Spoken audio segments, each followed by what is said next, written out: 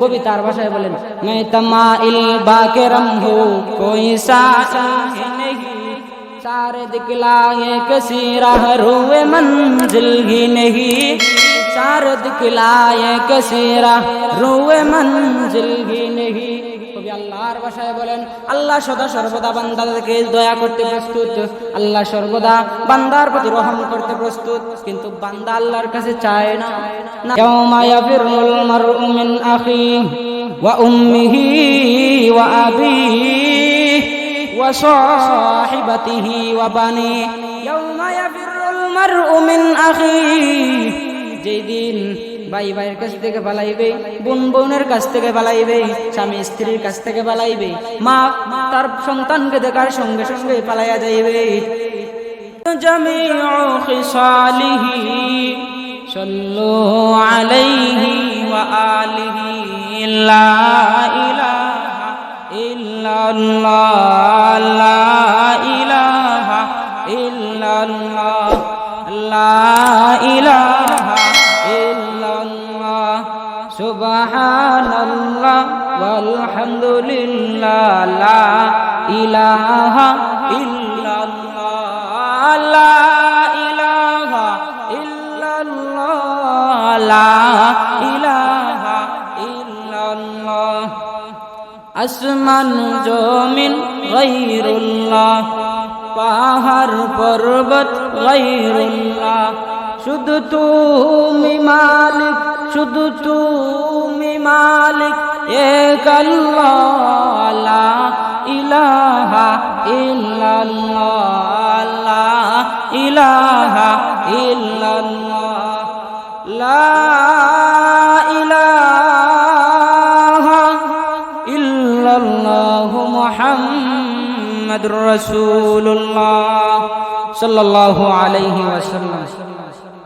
আলহামদুলিল্লাহ, আল্লাহ রব্বুল আলামিনের দরবারে শুকরিয়া আদায় করছি যে মহান রব্বুল আলামিন আমাদেরকে মসজিদে আসার এবং বসার মতো তৌফিক দান করেছেন। শুধু আসার এবং বসার না, কোরআন এবং হাদিসের আলোকে অল্প আলোচনা করার এবং শোনার মতো তৌফিক দান করেছেন। এই জন্য অন্তরের অন্তঃস্থল থেকে, হৃদয়ের গভীর থেকে শুকরিয়া আদান বলছি আলহামদুলিল্লাহ। সম্মানিত মুসল্লিয়ানে কেরাম, আল্লাহ রাব্বুল আলামিন বলেন, লা ইন শাকারতুম লা আযীদান্নাকুম ওয়া লা ইন কাফারতুম ইন্না আযাবি লাশাদীদ। আল্লাহ রাব্বুল আলামিন তার মহাগ্রন্থ আল কোরআনের মধ্যে জানিয়ে দিয়েছেন, যেই বান্দা এবং বান্দি আমার নিয়ামত পাওয়ার পরে নিয়ামতের শুকরিয়া আদায় করবে, আমি আল্লাহ রাব্বুল আলামিন তার নিয়ামতকে ক্রমান্বয়ে বাড়াইয়া দেব। আর যেই বান্দা বান্দি আমার নিয়ামত পাওয়ার পরে, নিয়ামত ভোগ করার পরে আমার সঙ্গে নিমুখ হারামি করবে, আমার নিয়ামতের শুকরিয়া আদায় করবে না, নিয়ামতের কদর করবে না, আমি আল্লাহ রাব্বুল আলামিন তার কাছ থেকে আস্তে আস্তে আমার নিয়ামতকে উঠায় নিব। শুধু তা না, তাকে কঠিন আযাবের মধ্যে গ্রেফতার করব। প্যারে হাজিরিন, আল্লাহ রাব্বুল আলামিন আপনাকে আমাকে বিভিন্ন জাতের নিয়ামত দিয়েছেন। মসজিদে আসাও একটা নিয়ামত, কোরআনের আলোকে আলোচনা শোনার এবং করার মতো এটাও একটা নিয়ামত। তাই আমরা সর্বাবস্থায় আল্লাহর সদা সর্বদা নিয়ামতের শুকরিয়া আদায় করব। প্যারা হাজিরিন, আমি আপনাদের সম্মুখে কোরআনুল কারীমের 30 নম্বর পারার সূরা আবাসা থেকে ছোট্ট কয়েকখানা আয়াতে কারিমা পাঠ করেছি। আল্লাহ রাব্বুল আলামিন যদি আমাকে তৌফিক দান করেন, তাহলে উক্ত আয়াতকে সামনে রেখে অতি স্বল্প সময়ে সংক্ষেপে আলোচনা করার চেষ্টা করব। ওয়া মা তাওফীকি ইল্লা বিল্লাহ। প্রিয় মুসল্লিয়ানে কেরাম, আল্লাহ রাব্বুল আলামিন আমার তেলাওয়াতকৃত আয়াতের মধ্যে, এই তেলাওয়াতকৃত আয়াত দ্বারা বোঝাতে চাচ্ছেন কাল কিয়ামতের কঠিন ময়দানের ভয়াবহ অবস্থা কি হবে। এই বিষয়টাকে আল্লাহ রাব্বুল আলামিন কোরআনুল কারীমের সূরা আবাসার মধ্যে তুলে ধরেছেন। আপনি আমি পৃথিবীর থেকে বিদায় নেওয়ার পর সমস্ত জাতি আস্তে আস্তে যখন পৃথিবীর থেকে বিদায় নিয়ে নেবে, কাল কিয়ামতের ময়দানে যখন হাসরের মাঠ কায়েম হবে, আল্লাহ রাব্বুল আলামিন আপনাকে আমাকে উঠাইয়াই রাইখা দেবেন, বিচার কার্য শুরু করবেন না। আল্লাহ রাব্বুল আলামিন যখন আপনাকে আমাকে হাসরের মাঠে উত্তোলন কইরা এরকম ভাবে রাখিয়া দেবেন, আপনি আমি দাঁড়ানো অবস্থায় থাকবো, আপনার আমার শরীরের মধ্যে কোনো খাবারও থাকবে না। এই বিষয়ে আম্মাজান হযরত আয়েশা সিদ্দিকা রাদিয়াল্লাহু তাআলা আনহা পয়গম্বর আরবি আকা ইনামদার তাজদার মদিনা সরকারে দো আলম সগর কুশা আমেনা নবী মুহাম্মদুর রাসূলুল্লাহ সাল্লাল্লাহু আলাইহি ওয়াসাল্লামকে প্রশ্ন করেছিলেন, ইয়া রাসূলুল্লাহ, ইয়া হাবিবাল্লাহ, ওগো আল্লাহর নবী, কাল কিয়ামতের ময়দানে আমরা যে উলঙ্গ অবস্থায় থাকবো, আমাদের কি লজ্জা হবে না? একে কি অন্যের লজ্জাস্থান দেখবে না? অন্য কি একের দিকে তাকাবে না? একে অপরের দিকে তাকাবে না? এমনকি আপনি নবীও উলঙ্গ অবস্থায় থাকবেন? আম্মাজান আয়েশা সিদ্দিকা রাদিয়াল্লাহু তাআলা আনহার জবাবে বলেন, রে আমার বিবি আয়েশা, আমি নবীর গায়ে একমাত্র কাপড় ছাড়া আর কোন উম্মত, কোন নবী রাসূলগণের শরীরের মধ্যে কোনো কাপড় থাকবে না।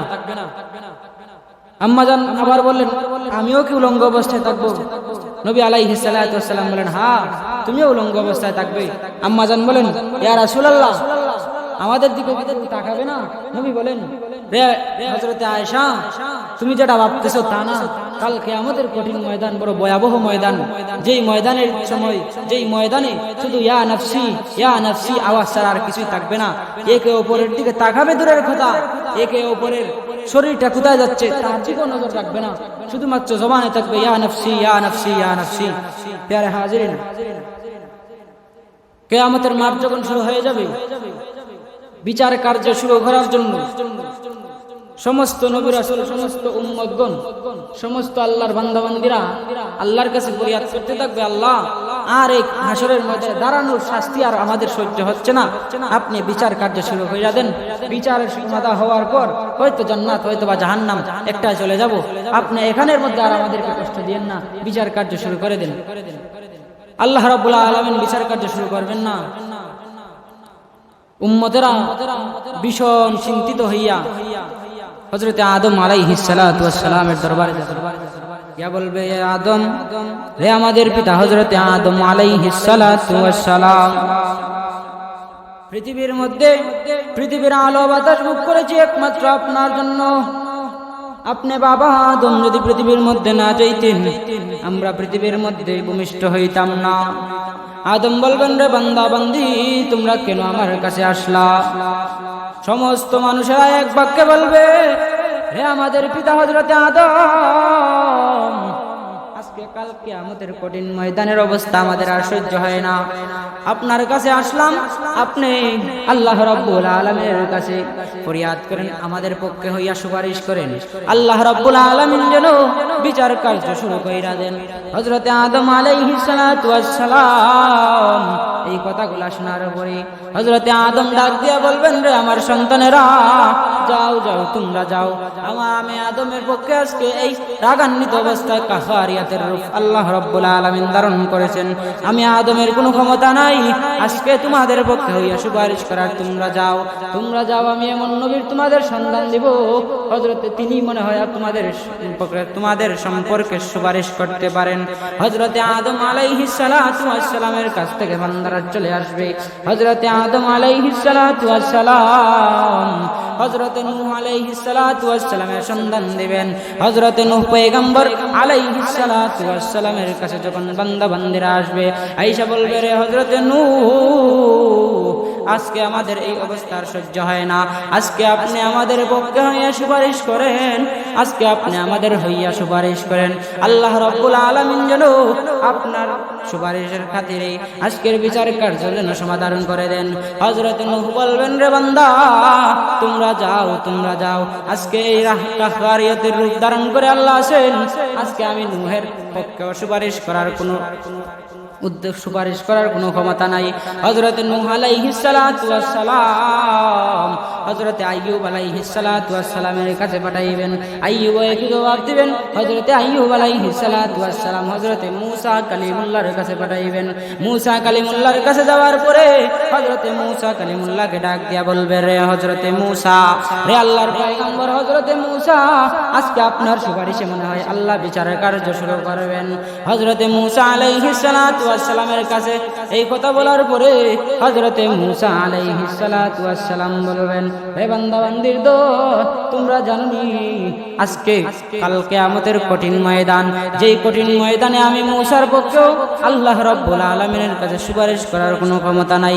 কারণ আল্লাহ রাব্বুল আলামিন যদি আমাকে জিজ্ঞাসা করে বলেন, রে মুসা, তুমি কাল এই দুনিয়ার মধ্যে থাকা অবস্থায় তুমি তোমার বিবিকে কেন বোন ডাকছিলা, এই কথার জবাব দাও। হযরতে মুসা বান্দাবান্দীদেরকে তাড়াইয়া দিবেন। এবার হযরতে মুসার কাছ থেকে বান্দাবান্দীরা হযরতে ইব্রাহিম আলাইহিস সালাতু ওয়াস সালামের কাছে যাইবে। হযরতে ইব্রাহিম আলাইহিস সালাতু ওয়াস সালামের কাছে যাওয়ার পরে হযরতে ইব্রাহিম আলাইহিস সালাতু ওয়াস সালাম বলবেন, না না না, তোমরা যাও, আমার পক্ষে আজকে সুপারিশ করার কোনো ক্ষমতা নাই। হযরতে ইব্রাহিম বলবেন, যাও তোমরা হযরতে ঈসার কাছে গিয়ে দেখতে পারো, ঈসাকে তোমাদের পক্ষে সুপারিশ করবেন। হযরতে ঈসার কাছে আসার পরে হযরতে ঈসাকে ডাক দিয়া বলবেন, রে ঈসা, আপনি আমাদের পক্ষে সুপারিশ করেন, কারণ আজকে কঠিন ময়দানের অবস্থা আমাদের আর সহ্য হয় না। আপনি আমাদের পক্ষে হইয়া সুপারিশ করেন, আল্লাহ রাব্বুল আলামিন যেন আজকের কঠিন ময়দানের বিচার কার্য শুরু করেন। হযরতে ঈসা বলবেন, রে বান্দা, তোমরা যাও, আকায়ে নামদার তাজদারে মদিনা সরকারে দো আলম নবী মুহাম্মদুর রাসূলুল্লাহ সাল্লাল্লাহু আলাইহি ওয়াসাল্লামের কাছে গিয়ে দেখতে পারো আজকে কঠিন ময়দানে হযরতে মুহাম্মদ সাল্লাল্লাহু নবী তোমাদের পক্ষে সুপারিশ করবেন না। হযরতে সমস্ত বান্দারা হযরতে মুহাম্মদুর রাসূলুল্লাহ সাল্লাল্লাহু আলাইহি ওয়াসাল্লামের কাছে যাওয়ার পরে হযরতে মুহাম্মদুর রাসূলুল্লাহ সাল্লাল্লাহু আলাইহি বেশাজদারত অবস্থায় আছেন, ডাক দিয়া বলবেন, রে আমাদের নবী আকায়ে নামদার হযরতে মুহাম্মদুর রাসূলুল্লাহ, আজকে আমাদের পক্ষে আপনি সুপারিশ করেন, আল্লাহ যেন আজকের বিচার কার্য শুরু করে দেন। হযরতে মুহাম্মদুর রাসূলুল্লাহ এই প্রস্তাবটা পাওয়ার পরে সঙ্গে সঙ্গে গ্রহণ করিয়া আল্লাহ রাব্বুল আলামিনের কুদরতি পায়ের কাছে গিয়ে সিজদার মধ্যে পড়ে রইবেন। আল্লাহ রাব্বুল আলামিন বললেন, রে বন্ধু, রে আমার বন্ধু, তুমি কাল এই দুনিয়ার মধ্যে যত কষ্ট করেছো, আজকে তুমি কাল কিয়ামতের কঠিন ময়দানে সিজদা দিতে হবে না। তুমি মাথাটা উঠাও, তোমার দোয়া আমি কবুল করব, তুমি যাই বলবা তাই কবুল হবে। আজকে কাল কিয়ামতের ময়দানের মালিক হলাম আমি, আর বাদশাহী দান করলাম আপনার কাছে। আরে দোস্ত আমার, তুমি যদি আজকে বলো সমস্ত বিচার কার্য শুরু করব, আর না হয়ে শুরু করব না। হযরতে মুহাম্মদুর রাসূলুল্লাহ সাল্লাল্লাহু আলাইহি ওয়াসাল্লামের কথা অনুসারে আল্লাহ রাব্বুল আলামিন বিচার কার্য যখন শুরু করবেন, বিচার কার্য শুরু হয়ে গেল।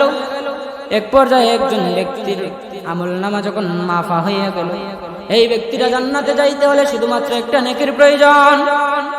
এই নেকিকে আল্লাহ রাব্বুল আলামিন বলবেন, রে বান্দা, তোমার তো একটা নেকির ভীষণ প্রয়োজন, যাও তোমাকে আমি জান্নাত দিতে পারলাম না, তোমার পক্ষে আমি দয়া করতে পারলাম না, যাও তুমি জাহান্নামের মধ্যে চলে যাও। আল্লাহ রাব্বুল আলামিন আযাবের ফেরেশতাদেরকে বলবেন, রে ফেরেশতারা, তোমরা এই ব্যক্তিটাকে জাহান্নামের দিকে নিয়ে যাও। এই ব্যক্তিটা তখন আল্লাহর কাছে আরজ করে, ওগো আল্লাহ, আমাকে কি একটা সুযোগ দেওয়া যাবে নি? আমি আল্লাহ রাব্বুল আলামিন, ওগো আল্লাহ, আপনি যদি আমাকে একটা সুযোগ দেন, তাহলে আমি সারাটা হাসরের ময়দান ঘুরে ঘুরে দেখব একটা নেকি কোথাও থেকে আনতে পারি। কারণ একটা নেকির জন্য সে ব্যক্তি জাহান্নামে যাবে, সেটা বরদাস্ত হচ্ছে না। দুনিয়ার মধ্যে যদি কোনো ব্যক্তি একটা বুটে ফেল যায়, সেই ব্যক্তি বলে আবার গোনেন একটা বুট, আর যদি 500 বুটে ফেল যায়, 1000 বুটে ফেল যায়, এই ব্যক্তি বলে অসুবিধা নাই, আমার কপালেই নাই, একটা বুটে ফেল গেলে কি বলবে, আরেকবার গোনেন, মনে হয় কোনো ভুল হয়েছে। এই ব্যক্তিটা আল্লাহ রাব্বুল আলামিনকে বলে, আল্লাহ একবার সুযোগ দেন, দেখি আমাকে কেউ নি দেয়। আল্লাহ রাব্বুল আলামিন তো জানেন যে কিয়ামতের ময়দানে কেউ কাউকে চিনবেই না, কেউ কারো কথা শুনতেই চাইবে না, কেউ কাউকে চিনবে না, একে অপর থেকে ফালাইবে। এই জন্য আল্লাহ রাব্বুল আলামিন কুরআনুল কারীমের মধ্যে বলেন, ইয়াউমা ইয়াফিরুল মারউ মিন আখিহি ওয়া উম্মিহি ওয়া আবিহি ওয়া সাহিবাতিহি ওয়া বানিহি, ইয়াউমা ইয়াফিরুল মারউ মিন আখিহি, যেই দিন ভাই ভাইয়ের কাছ থেকে পালাইবে, বোন বোনের কাছ থেকে পালাইবে, স্বামী স্ত্রীর কাছ থেকে পালাইবে, মা তার সন্তানকে দেখার সঙ্গে সঙ্গে পালাইয়া যাইবে। এই ব্যক্তি যখন সমস্ত হাসরের ময়দান তালাশ করতে লাগলো, সর্বপ্রথম তার জনমদুকুনি মায়ের কাছে গিয়া বলে, রে আমার মা, পৃথিবীর মধ্যে থাকা অবস্থায় কোনো বিপদের সম্মুখীন যদি আমি হইতাম, সর্বপ্রথম তুমি আমার পক্ষে সুপারিশ করতা, সর্বপ্রথম তোমার অন্তরে রক্তকরণ হইতো, তোমার একমাত্র সন্তান আজকে কালকে আমাদের ময়দানে শুধুমাত্র একটা নেকির জন্য আল্লাহ রাব্বুল আলামিন ফয়সালা দিয়েছেন জাহান্নামের। রে মা, আমাকে একটা নেকি দেন, আমাকে একটা নেকি দেন। মা বলবে, রে সন্তান, তোমার তো আমলনামা হিসাব কিতাব শেষ হইয়া গেল, তোমার তো একটা নেকি প্রয়োজন, আর আমি মা যে কতটা নেকি লাগবে তা তো বলতে পারি না, আমার তো এখনো আমলনামা ওজন দেওয়াই হয় না। এই জন্য রে ছেলে, তুমি আমার কাছ থেকে দূর হয়ে যাও, এই কঠিন ময়দানে আমি তোমাকে নেকি দিতে পারবো না। দৌড়াইয়া বাবার কাছে যাইবে, বাবাও একই কথা বলবে, ভাইয়ের কাছে যাইবে, ভাইও বলবে দূর হয়ে যাও, আজকে কঠিন ময়দানে কেউ কাউকে চিনার সুযোগ নাই। বিবির কাছে যাইবে, বিবিও দিতে রাজি হবে না। প্রতিমধ্যে অপারগ হইয়া এই ব্যক্তিটা মর্মান্তিক আক্রান্ত হইয়া, হৃদয় বিদারক আক্রান্ত হইয়া যখন হাঁটতেছে এক পর্যায়ে এক কর্নারে দেখতেছে এক ব্যক্তি তাকে ডাক দিয়া বলে, রে ভাই, ভীষণ চিন্তিত মনে হয় তোমাকে, কারণ কি বলবেননি? এই ব্যক্তি ডাক দিয়া বলে, রে ভাই, তোমাকে তো আমি চিনি না, পৃথিবীর মধ্যে তোমার সঙ্গে আমার কোনো পরিচয় নাই, তুমি কে? তোমাকে বললে আমার কোনো উপকার হবে নি? এই ব্যক্তি বলে, উপকার হলে তো হয়ে যেতে পারে, একবার বলে দেখেন, উপকার যদি করতে পারি তাহলে হলে তো হতেও পারে। এই ব্যক্তিরা অবাক হইয়া বলে, রে ভাই, আজকে কঠিন ময়দানে আমার আমলনামা যখন হিসাব হইল, একটা নেকির জন্য আল্লাহ রাব্বুল আলামিন আমাকে জাহান্নামের মধ্যে দিয়ে দিবেন। এখন একটা নেকির জন্য আমি তালাশে বাইর হয়েছিলাম, কেউ আমাকে একটা নেকি দেয় না। এই ব্যক্তিটা বলবে, তোমার একটা নেকি প্রয়োজন? এই ব্যক্তি বলবে, হ্যাঁ, আমার একটা নেকি প্রয়োজন। তখন এই ব্যক্তি বলবে, বুঝা গেল তোমার অনেক নেকি আছে, তাহলে আর আমার মাত্র একটা নেকি, তাহলে আমরা একে অপরের সঙ্গে পাল্টাপাল্টি করে দেই অথবা বদলা দিয়ে দেই, তোমাকে যদি আমি রহম করে দেই তাহলে তো তুমি জান্নাতে যাইতে পারবে। সেই ব্যক্তি বলে, হ্যাঁ। এই জন্য আল্লাহ রাব্বুল আলামিন মিলিয়ে দিয়েছিলেন। কবি তার ভাষায় বলেন, मैं तमाइल बाकरम हो कोई साही नहीं, सारे दिखलाए किसी राह रुए मंजिल ही नहीं, सारे दिखलाए किसी राह रुए मंजिल ही नहीं। কবি আল্লাহর ভাষায় বলেন, আল্লাহ সদা সর্বদা বান্দাদেরকে দয়া করতে প্রস্তুত, আল্লাহ সর্বদা বান্দার প্রতি রহম করতে প্রস্তুত, কিন্তু বান্দা আল্লাহর কাছে চায় না, না চাইলে আল্লাহ কিভাবে বান্দাকে দিবেন? এই ব্যক্তি বলবে, তোমাকে একটা নেকি যদি আমি দিয়ে দিই তাহলে তুমি জান্নাতে যাইবা? ব্যক্তি বলে, হ্যাঁ, আপনি যদি আমাকে একটা নেকি দিয়ে দেন তাহলে আল্লাহ রাব্বুল আলামিন আমাকে জান্নাতের মধ্যে দিয়ে দিবেন। সেই ব্যক্তি বলে, যাও, তোমাকে একটা নেকি আমি দিয়ে দিলাম, আমার সারা জিন্দেগি গুজার পরে শুধুমাত্র একটা নেকি দেখি, আর কোনো আমার আমলনামায় নেকি নাই, যাও, এই নেকির বদলে তুমি আমাকে কোনো গুনাহ দিও না, আমার নেকিটা তুমি নিয়ে যাও। এই নেকি পাওয়ার পরে বান্দা খুশিতে আত্মরা হইয়া আল্লাহ রাব্বুল আলামিনের কাছে গিয়া বলবে, আরে পরওয়ারদিগার আল্লাহ, আপনারা বলছিলেন কিয়ামতের ময়দানে আমাকে কেউ নেকি দিবে না, তাহলে এমন একজন ব্যক্তির সঙ্গে আমার পরিচয় হইল, যেই ব্যক্তি আমাকে একটা নেকি দিয়া দিল। আল্লাহ রাব্বুল আলামিন বলেন, তাই নাকি? সেই ব্যক্তি বলে, হ্যাঁ ওগো আল্লাহ, এমন ব্যক্তি আমাকে নেকি দিছে যার সঙ্গে আমার কোনো পরিচয় নাই, যার সঙ্গে পৃথিবীতে কোনো আমি তার সঙ্গে দেখাই হয় নাই, আমার মাও দেয় নাই, বাবাও দেয় নাই, ভাইও দেয় নাই, বোনও দেয় নাই, এমন একজন ব্যক্তি আমাকে দিল যাকে আমি কখনো চিনি না। আল্লাহ রাব্বুল আলামিন বলেন, যাও, এই ব্যক্তিকে নিয়ে আসো। এই বান্দা দৌড়াইয়া আগে বলবে, বন্ধু তোমারও ডাক করছে, আসেন। এই বন্ধু তো ভীষণ চিন্তিত, হায় হায়, এই কঠিন ময়দানে আমি নেকি দেওয়ার কারণে আল্লাহ নাকি আমার উপর বিচার দায়ী করবেন। দুনো বন্ধু একসাথে আল্লাহ রাব্বুল আলামিনের কাছে যখন হাজির হলেন, আল্লাহ রাব্বুল আলামিন বলেন, বান্দা তুমি কি উদ্দেশ্যে এই ব্যক্তিটাকে একটা নেকি দিলা? এই বান্দা বলে, আল্লাহ, আমার তো সারা আমলনামার সারা জিন্দেগির মধ্যে একটা নেকি দেখা যায়, আর আমার এই ভাইয়ের একটা নেকির জন্য সে জাহান্নাম তার উপরে ওয়াজিব হয়ে যাচ্ছে। আমরা দুজন জাহান্নামে যাওয়ার চাইতে একজন জান্নাতে যাওয়াই ভালো। এই জন্য আমি আপনার উপর ভরসা করে, আমার রহমত, আমার দয়া করে এই ব্যক্তিটাকে একটা নেকি দিয়া দিলাম। আল্লাহ রাব্বুল আলামিন বলেন, বান্দা, 100 ভাগ রহমতের মধ্যে, 100 ভাগ রহমের মধ্যে একটা ভাগ আমি দুনিয়ার মধ্যে দিয়েছিলাম। এই সমস্ত মাখলুককে একটা ফুটা দিয়েছিলাম, একটা ভাগ দিয়েছিলাম। এই এক ভাগের মধ্যে হাজার লক্ষ কোটি ভাগ শুধু মানুষ জাতি পাইছে। এই মানুষ জাতি হাজার কোটি লক্ষ ভাগের মধ্যে মিলিয়ন ট্রিলিয়ন বিলিয়ন ভাগের এক ভাগ তোমার শামিলের মধ্যে পড়ছে। তুমি এই ক্ষুদ্র পরিমাণ রহম দ্বারা যদি তুমি এই বান্দাকে কঠিন কিয়ামতের ময়দানে একটা নেকি দিতে পারো, তাহলে আমি আল্লাহ রাব্বুল আলামিনের কাছে এখনো 99 ভাগ রহমত বাকি আছে, এখনো 99 ভাগ রহম আমার কাছে বরাদ্দ, একমাত্র আমার জন্য বাকি রহমগুলা রহমতগুলা আমি রাইখা দিছি। তুমি যদি বিলিয়ন বিলিয়ন ট্রিলিয়ন ভাগের মধ্যে তাইকা তুমি এই রহম করতে পারো, আমি আল্লাহ রাব্বুল আলামিন কেন রে আমার এই 99 ভাগ রহমত আমার কাছে থাকা সত্ত্বেও তোমাদের দুজনকে আমি জান্নাতে দিতে পারবো না? যাও যাও যাও, তুমি একটা নেকি দেওয়ার কারণে এই ব্যক্তি জান্নাতি হইয়া গেল। এই ব্যক্তি জান্নাতি হওয়ার সঙ্গে সঙ্গে আমি আল্লাহ রাব্বুল আলামিন তোমাকেও জান্নাতি বানায়া দিলাম। সুবহানাল্লাহ। এই ব্যক্তি দুনিয়ার জিন্দেগি ত্যাগ করে আখিরাতের মধ্যেও গিয়া রহম করছে, একটা নাকি অন্যজনকে দিছে। আল্লাহ রাব্বুল আলামিন এটার দিকে তাকাইয়া এই ব্যক্তিকেও মাফ করলেন, এই ব্যক্তিকেও মাফ করলেন, দুজনকে একসাথে জান্নাতের মধ্যে দিলেন।